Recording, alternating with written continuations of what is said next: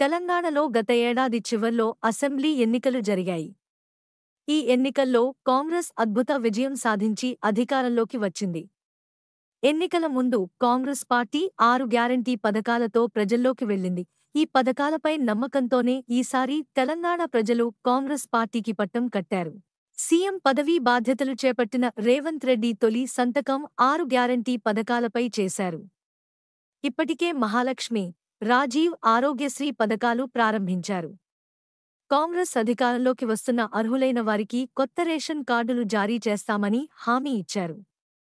ఈ క్రమంలోనే ప్రజాపాలనలో ఎక్కువగా కొత్త రేషన్ కార్డుల కోసం దరఖాస్తులు వచ్చాయి.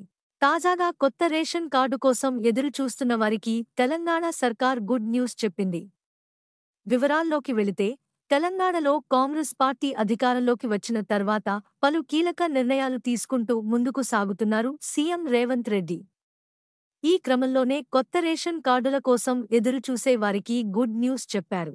6 గ్యారంటీ పథకాల అమలుకు రేషన్ కార్డు ప్రామాణికం అని తెలిసిందే. ఇటీవల తెలంగాణలో మారుమూల గ్రామాల నుంచి పట్టణాల వరకు ప్రజాపాలన కార్యక్రమాన్ని ప్రారంభించారు. ఈ కార్యక్రమంలో ఒక్క గ్యారంటీ మినహా 5 గ్యారంటీలకు దరఖాస్తును ఆహ్వానించింది టీ సర్కార్. ఈ క్రమంలోనే 1 కోటికి పైగా దరఖాస్తులు వచ్చాయి. ప్రజాపాలనే కాదు, వారం వారం నిర్వహించే ప్రజావాణి కార్యక్రమంలో కూడా చాలామంది కొత్త రేషన్ కార్డుల కోసం దరఖాస్తు చేసుకుంటున్నారు.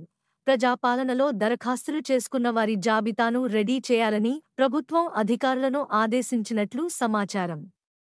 కొత్త రేషన్ కార్డుల కోసం ఎదురుచూసే వారికి ఇది శుభవార్త అనే చెప్పాలి.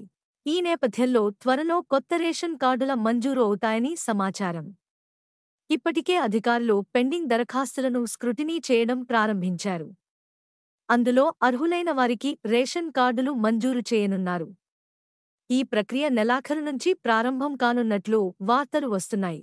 మొత్తానికి తెలంగాణలో ఎప్పటినుంచో ఎదురుచూస్తున్న కొత్త రేషన్ కార్డులకు మోక్షం రానున్నదని ప్రజలు సంతోషం వ్యక్తం చేస్తున్నారు.